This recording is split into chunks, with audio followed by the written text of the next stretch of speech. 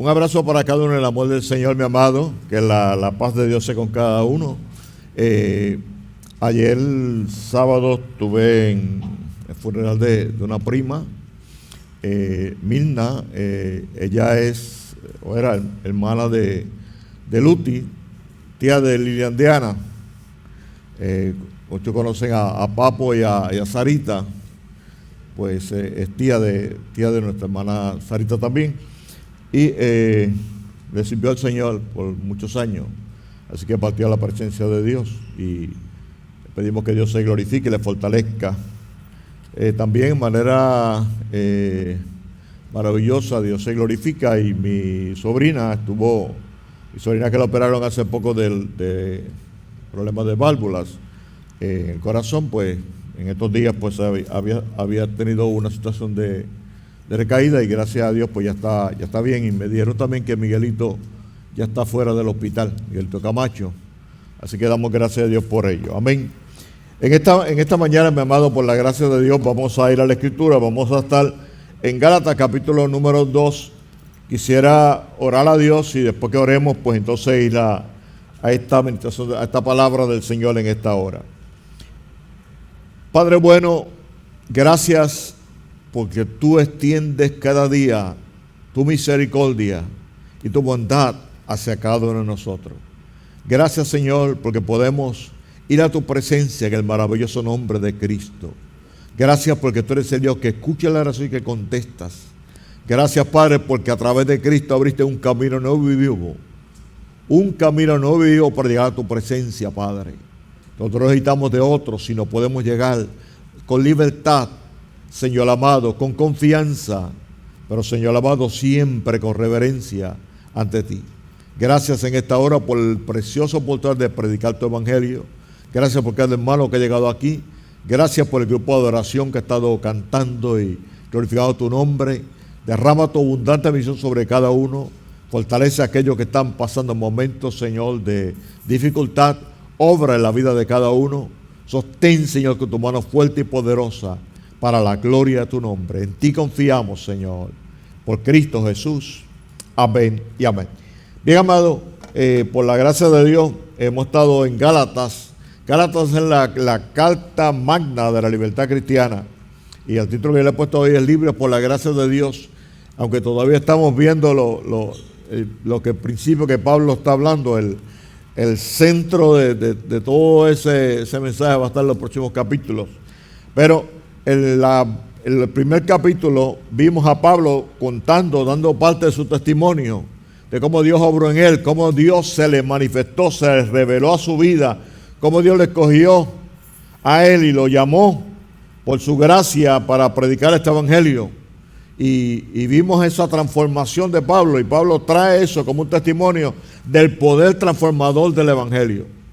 Y el evangelio transforma a cualquier persona, amado. Nadie está tan lejos que el evangelio no pueda alcanzar. La gracia de Dios se extiende hasta lo más lejos, lo más bajo, para llegar a tu vida y a mi vida. Quizás en el momento en que no estábamos buscándolo, Él se acercó a nosotros y Él abrió nuestros ojos y tocó nuestro corazón para que pudiéramos conocer a Cristo. Quizás la experiencia nuestra no fue como la del apóstol Pablo, de ir y ver una luz tan brillante. No nos tiró al piso, pero ciertamente nos hizo darnos cuenta de que estábamos en pecado y estábamos perdidos, y que necesitábamos un Salvador, y el Salvador es Cristo. Y cuando Cristo llegó a nuestra vida, la vida nuestra cambió. La vida tuya, la mía, fue transformada por Dios. Por eso hay un antes de Cristo y un después de Cristo. La vida nuestra antes de Cristo caminaba de una manera, ahora después que estamos en Cristo se dirige de otra forma, con nuevos principios, con valores claros, con la palabra de Dios como centro de nuestra vida, con Cristo como el Señor de nuestra vida. Y no pensamos en Dios como algo lejano, que lo uso cuando tengo un problema, sino veo a Dios y veo a Cristo como el Señor de mi vida. Y tú tienes hoy la seguridad de que el Espíritu Santo está en tu vida, y que Dios ha prometido nunca dejarte, nunca desampararte, estar contigo todos los días hasta el fin del siglo. Y tú y yo tenemos esa promesa de Dios, y eso debe darte a ti y a mí confianza y seguridad siempre. Amén, amado. Pues gloria a Dios por eso. Ahora, vamos a leer Gálatas 2, del 1 al 5, en la Nueva Biblia de las Américas. Es bien parecida a la Reina Valera, pero me gusta mucho. Y dice así, Gálatas 2, del 1 al 5. Entonces, después de 14 años, subió otra vez a Jerusalén con Bernabé, llevando también a Tito.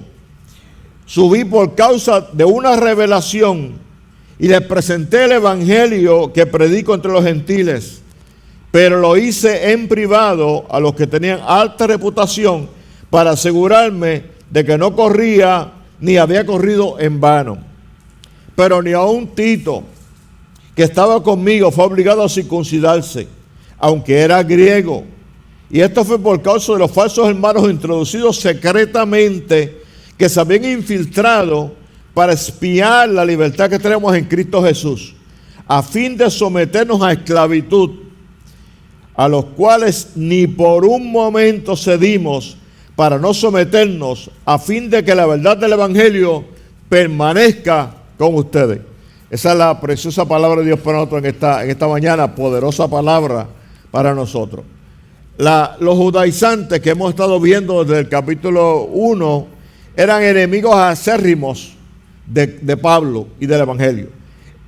Los judaizantes eran judíos que se habían convertido al evangelio, pero estos eran, o por lo menos decían haberse convertido al evangelio, pero ellos querían llevar a la iglesia a un estado en donde, además de Cristo, necesitaban obedecer la ley.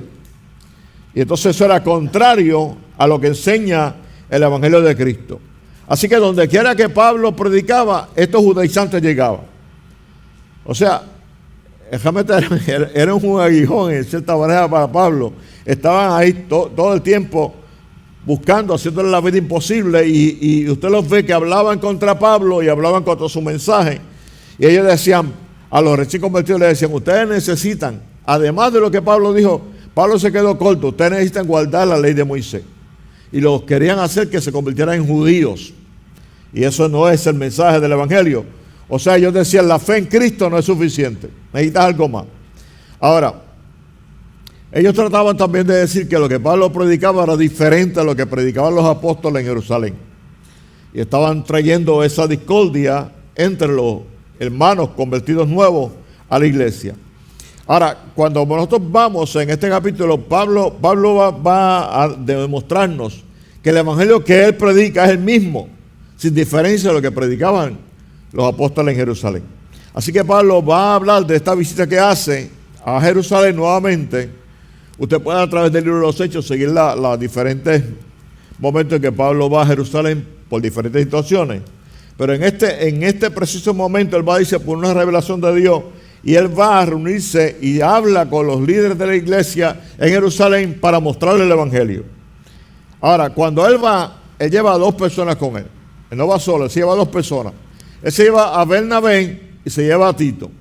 ¿Quién es Bernabé? Bernabé lo encontramos nosotros en el libro de los Hechos, en el capítulo número 4, donde dice que su nombre era José.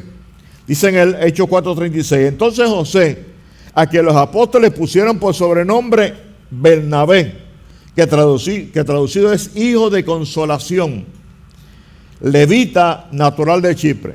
O sea, este era un levita de la tribu de Leví, de la tribu sacerdotal.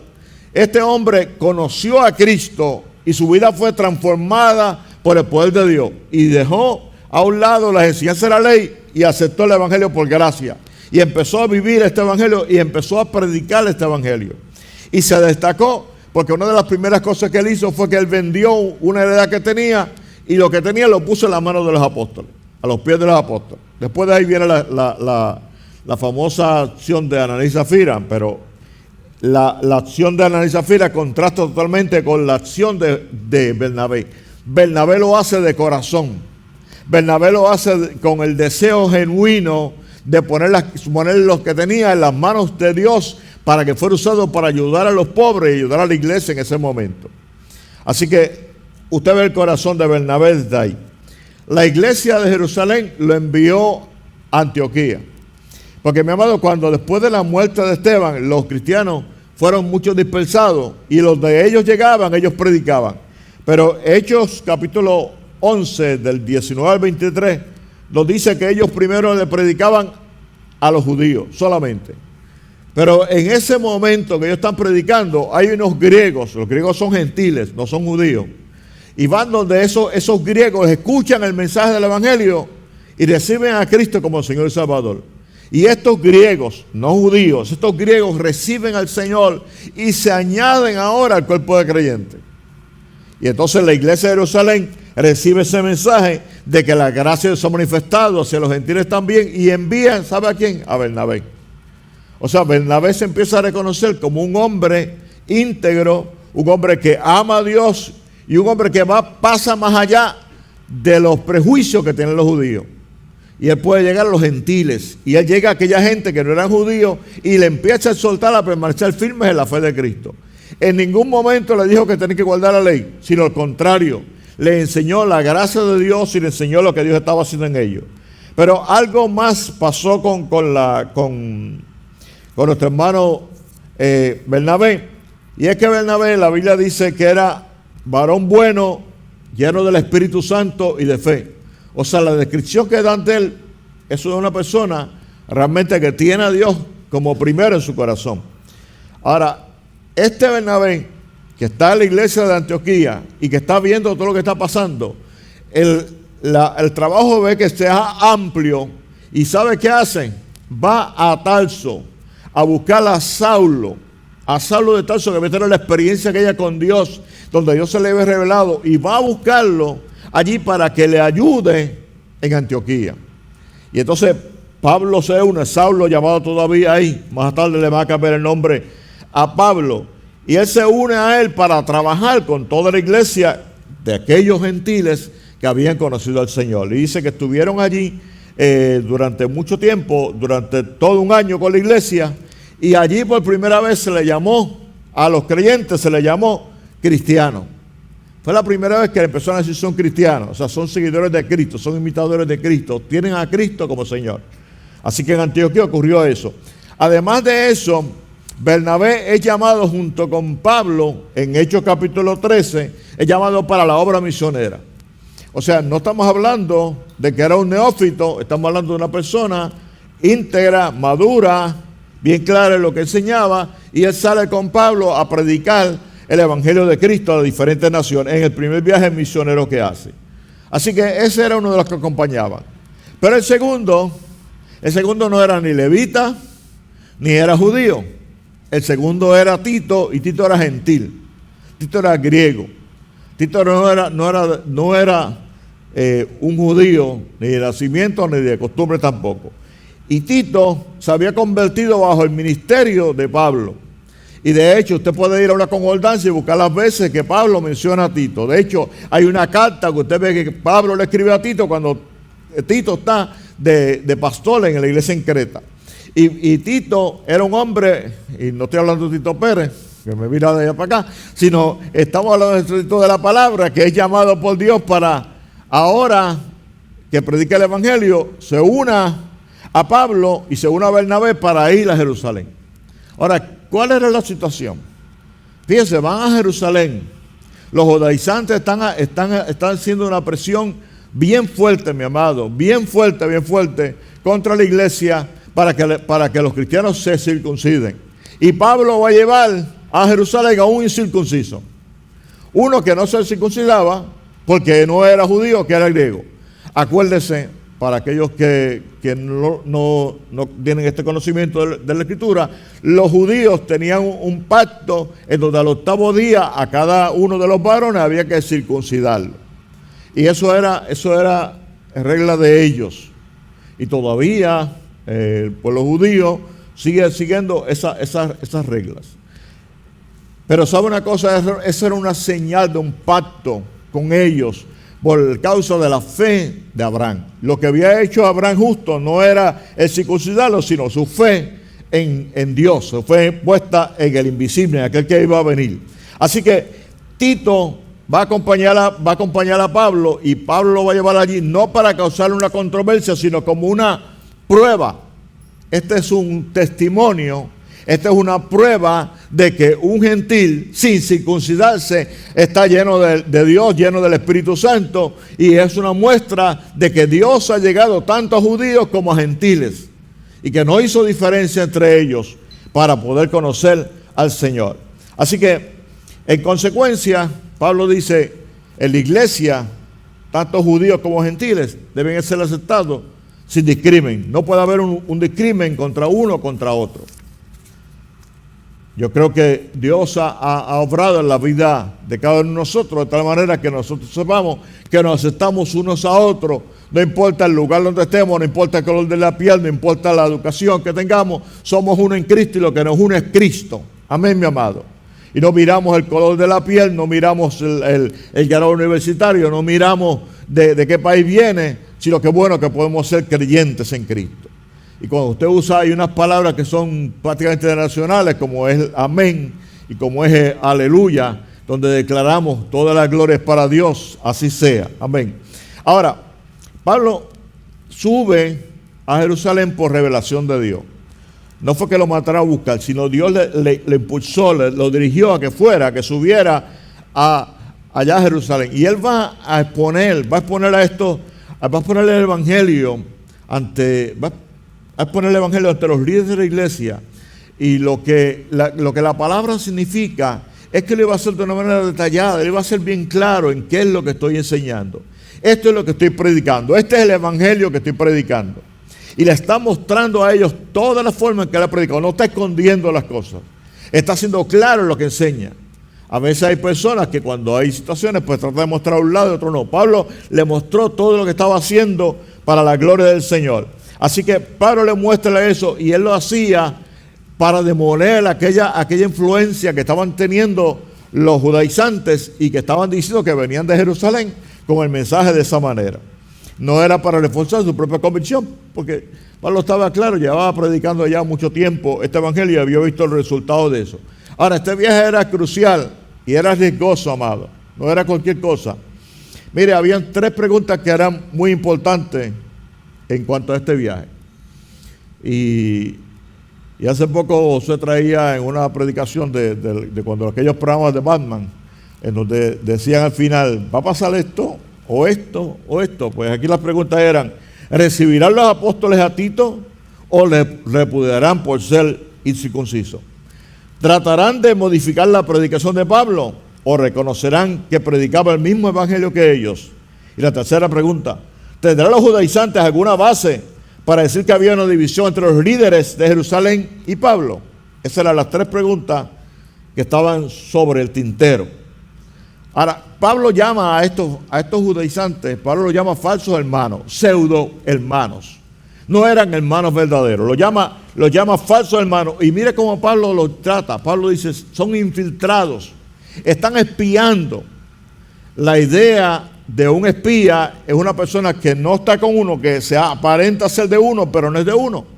Y usted lo puede ver a través de las películas y series que usted ha podido ver de cómo los espías se infiltran para tomar información y hacer de sus cosas. Pero ¿sabe una cosa? Pablo los trata a ellos así. Estos se infiltraron. Estos aún se metieron en esta situación, en esta reunión de Pablo y trataron de todas maneras de hacer que tuvieran que circuncidar a Tito. Ellos sabían que Tito era gentil y trataron y buscaron la manera de lograr que Tito fuera circuncidado, que fuera obligado a circuncidarse. Eran unos espías y el propósito de ellos era llevarlos a la esclavitud. Mientras Pablo predicaba un evangelio que libertaba al hombre, estos quieren llevarlo otra vez a la esclavitud. La libertad que Dios había dado, ellos quieren quitarla. Ciertamente, mi amado, eso es contrario, totalmente contrario a lo que el evangelio predica. Yo no sé si ustedes, si alguno se acuerda o ha visto en algún momento el mensaje de Martin Luther King en Washington. Cuando Martin Luther King predica en donde está el monumento a Lincoln y toda esa parte ahí, el mall que le llaman a esa parte, todo ese lugar y esta gente llena ahí. Amado, aquello no fue una protesta de destruir cosas. Allí no destruyeron vitrinas, ni destruyeron ninguna propiedad. Allí se fue a predicar un mensaje. Y de hecho el mensaje que Martin Luther predica es, tengo un sueño. Y él habla de ese sueño en donde dice, tanto el negro como el blanco pueden darse la mano. Tanto los niños negros como los niños blancos pueden jugar juntos sin diferencia. Era una situación donde había una opresión bien terrible, a pesar de que ya habían 100 años de que se había declarado la liberación, la emancipación de los esclavos. Pero todavía había esas situaciones, y el que ha visto, por ejemplo, películas como Selma y otras más, usted ha visto las situaciones que habían tan terribles. Pero Luther King, dentro de su proceso, y esa es la gran diferencia quizás a que usted encuentra en muchas protestas hoy día, Martin Luther King siempre fue un hombre que propulsó la paz y no la violencia. Él estuvo dispuesto a coger golpes y hasta cárcel por causa de mantener la paz. Pero lo traigo en el sentido de que la última frase que él usa es libres, al fin libres. Ese era un cántico que cantaban los negros, era un himno que ellos cantaban y declaraban la libertad que tenían en Cristo. Y él trae ese mensaje, libres al fin libres. Así termina su mensaje. Pero Pablo lo que quería hablar no era una libertad que era aún mayor que esa, porque esa era libertad quizás de opresión, pero la libertad que Pablo habla es una libertad espiritual, en donde nosotros está en juego la salvación y la vida eterna. Así que es algo de aún más importancia que ello. Y aquellos judaizantes decían, si no te circuncidas no puedes ser salvo. Hechos 15:1 lo dice así: si no se circuncidan conforme al rito de Moisés no pueden ser salvos. O sea, era esclavizarlos otra vez a lo que ya Cristo lo había libertado. Ahora, John Stott, que es uno de los comentaristas tremendos que nosotros usamos, dice así: no era cuestión de circuncisión o no, de costumbres judías o gentiles. Era un asunto de importancia fundamental en relación con la verdad del Evangelio, es decir, la libertad cristiana o la esclavitud. El cristiano ha sido liberado de la ley en el sentido de que su aceptación por el Señor depende enteramente de la gracia de Dios manifestada en la muerte de Jesucristo y su aceptación por fe. O sea, nosotros somos liberados de la ley y nosotros hemos sido aceptados por Dios solamente por la obra de Cristo en la cruz del Calvario, la obra completa. No fue una obra media, fue una obra completa. Y el que trae algo diferente, mi amado, está yendo en contra de eso. Y la aceptación por fe, solamente por fe que podemos ser salvos. Ahora, los apóstoles de Jerusalén, amado, ellos aceptaron a Tito como un hermano en la fe y no lo obligaron a circuncidarse. Así que asalto número 1, ganado ya ahí por Pablo y lo que está presentando del Evangelio de Gracia. No hicieron lo que pretendían los judaizantes, sino aceptaron a Tito. Tito es un hermano nuestro, recibido por Cristo, lleno del Espíritu Santo. Es un hijo de Dios igual que nosotros. No hay diferencia entre uno y otro. No hay un cristiano de primera clase y un cristiano de segunda. Somos juntos y somos uno en Cristo. Segundo, Pablo dice, queremos preservar la verdad del mensaje del Evangelio para ustedes. Somos salvos por gracia solamente, por Cristo solamente y por fe solamente. No le añada eso, porque entonces es otro evangelio y no es el evangelio de Cristo. Añadir algo es desvirtuar el mensaje del evangelio, es un falso evangelio. Si las personas, como dicen en Gálatas 2:21, dice, si las personas pudieran ser declaradas justas por la obediencia a la ley de Moisés, entonces Cristo murió en vano. Si una persona pudiera cumplir toda la ley y no fallar ningún punto, no era necesario que Cristo viniera, porque si uno lo hacía, todos podían hacerlo. Ahora, no había un hombre que pudiera hacerlo, y usted va a ver ahorita cuando hablemos como Pedro defiende esa situación.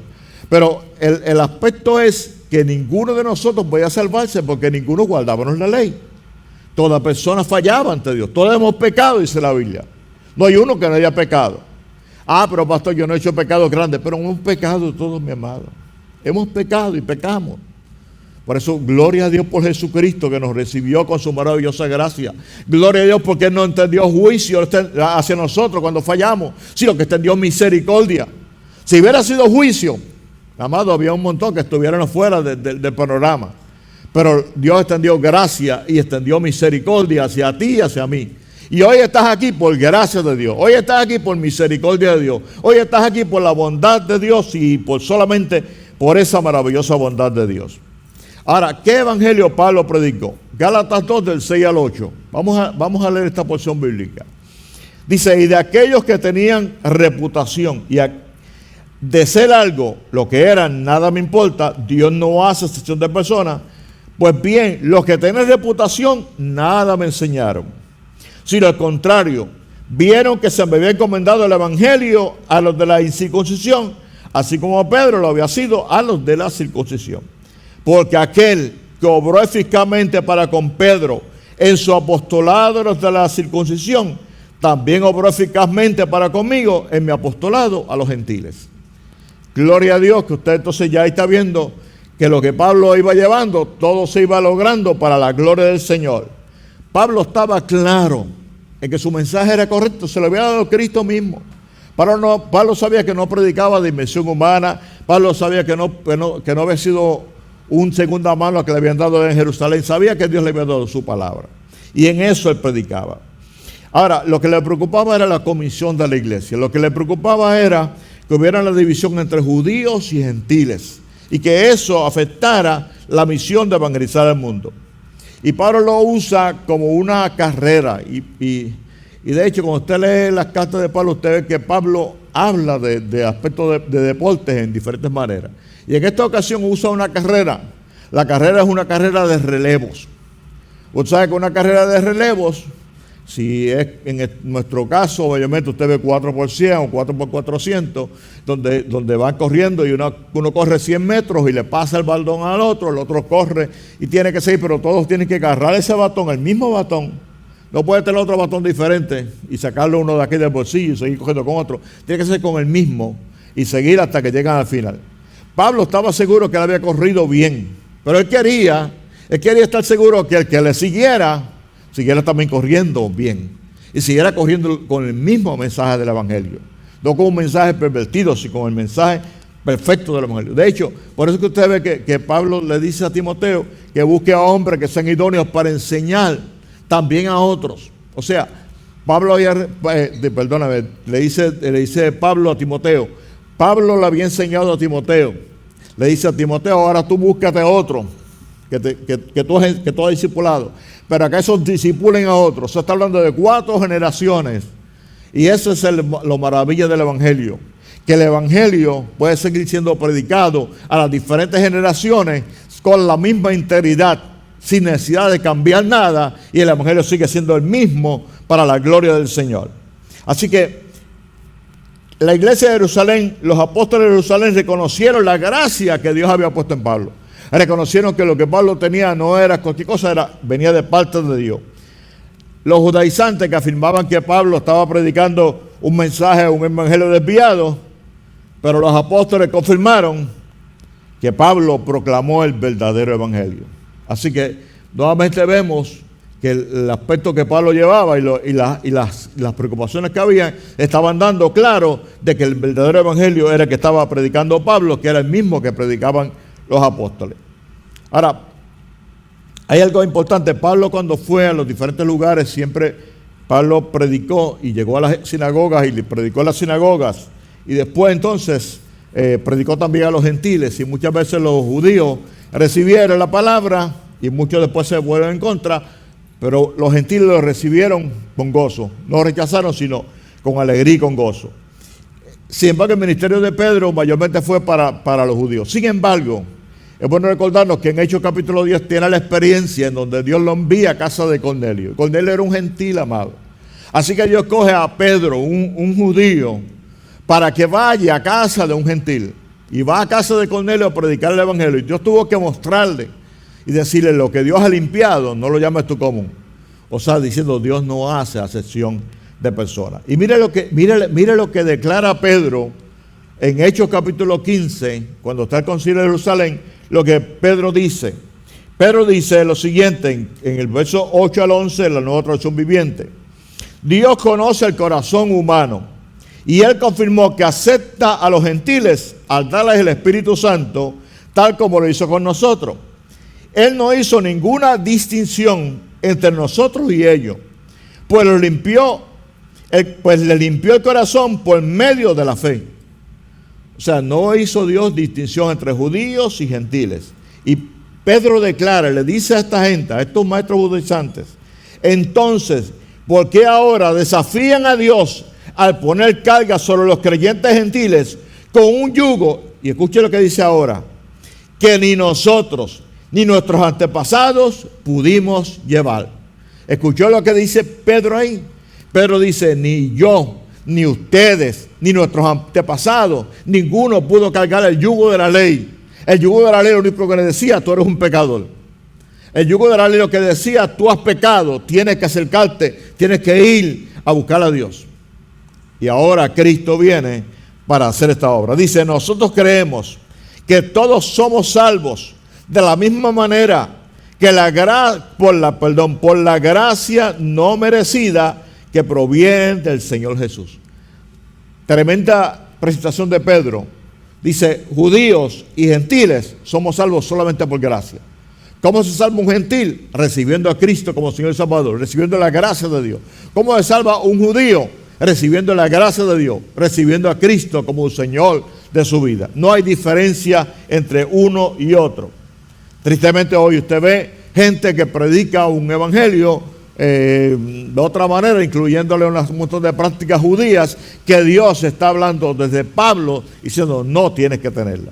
El resultado, para llegar a la parte final del mensaje, a reconocer, versos 9 y 10, dice, a reconocer la gracia que me había dado Jacobo, Pedro y Juan, que eran considerados como columnas, nos dieron a mí y a Bernabé la diestra de compañerismo para que nosotros fuéramos a los gentiles y ellos de la circuncisión.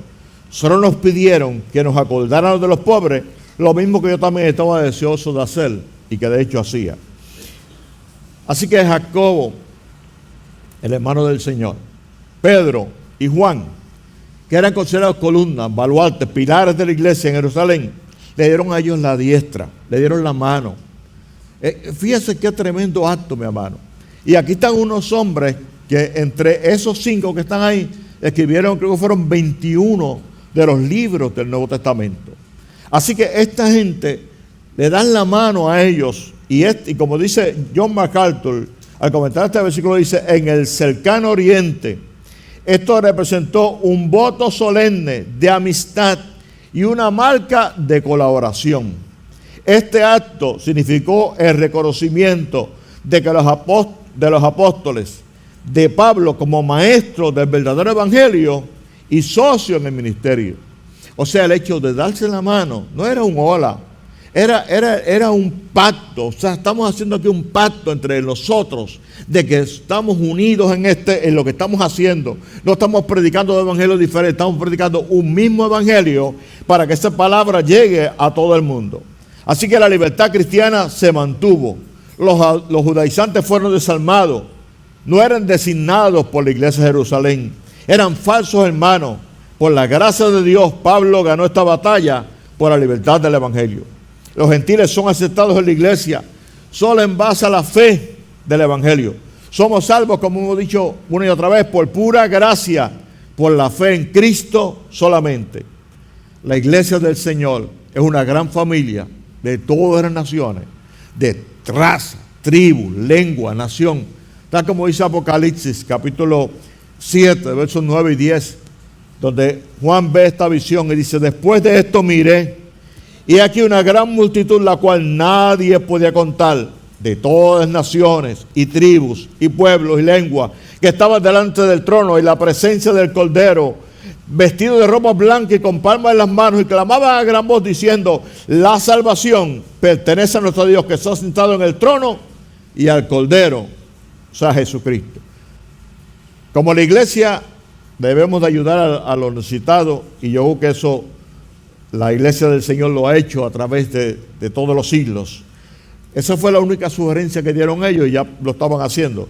Solo nos pidieron que nos acordáramos de los pobres, y Pablo declara algo que yo siempre tengo deseos de hacer.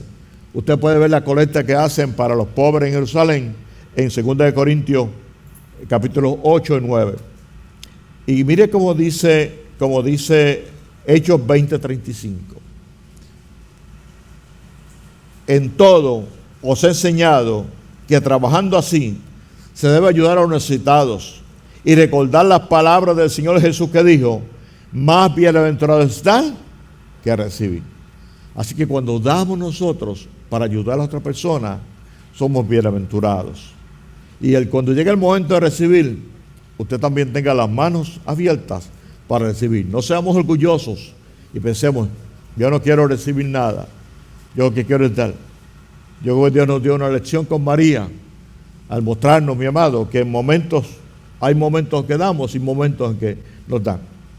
Y puedo traer la experiencia de nuestros hermanos de la República Dominicana, cuando ellos nos llamaron de que querían ayudar. Y yo les dije: no se preocupen todavía por eso. Y llamaron a José, le dijeron: sí, lo vamos a hacer nosotros por nuestra cuenta, porque si vamos a Pastor Mochi no llegamos allá así. Y la iglesia en la República Dominicana, amado, en unos días, le con una ofrenda que fue alrededor de $5,000, ¿verdad, Pastor? Lo sé. Más o menos como $5,000. Y lo trajeron aquí. Y cuando Cesarín llegó aquí, a Puerto Rico, en el aeropuerto, una persona que estaba allí de los de aduana le dijo: ¿a qué tú vienes? ¿A comerte lo poco que hay aquí? Y le dijo: no, yo vengo a traer una ofrenda de la República Dominicana a los hermanos en Puerto Rico. Gloria a Dios por eso, mi amado. Que estemos dispuestos a dar, pero cuando toque el momento de recibir, no te pongas orgulloso, sino recibe, porque por gracia tú recibas para también dar a otros. Por favor, ponte de pie. Finalizamos en esta hora orando al Señor. Gloria a Dios por la libertad que tenemos en Cristo. Gloria a Dios porque en Cristo eres libre. Gloria a Dios porque Cristo te ha salvado.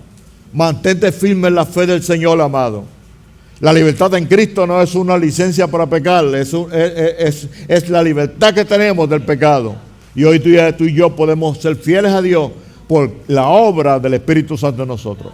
Padre, te pido que tú derrames abundante bendición sobre cada persona que nos ve, cada hermano que está aquí con nosotros, Padre amado, que seas tú obrando en la vida de cada uno y que seas levantándonos en la fe de Cristo. Señor, fortalece la fe de cada hermano. Dios, gracias porque somos libres de la ley. Gracias, Padre amado, porque quitaste de nosotros, Señor, la esclavitud del pecado. Y hoy te podemos servir a ti. Señor, que nuestros ojos estén puestos en Cristo, que podamos adorarte con gozo y con alegría, que podamos reconocer a Cristo como el Señor de nuestra vida, como el que dirige nuestra vida. Padre, gracias por la libertad que tenemos en Cristo. Gracias, Padre amado, porque somos tus hijos. En el nombre de Cristo, amén y amén. ¿Cuántos damos gloria a Dios, amado? Recordamos que en Cristo somos grandemente bendecidos, altamente favorecidos y profundamente amados por Dios. Que la gracia y la paz de Dios con cada uno, mi amado. Bendiciones.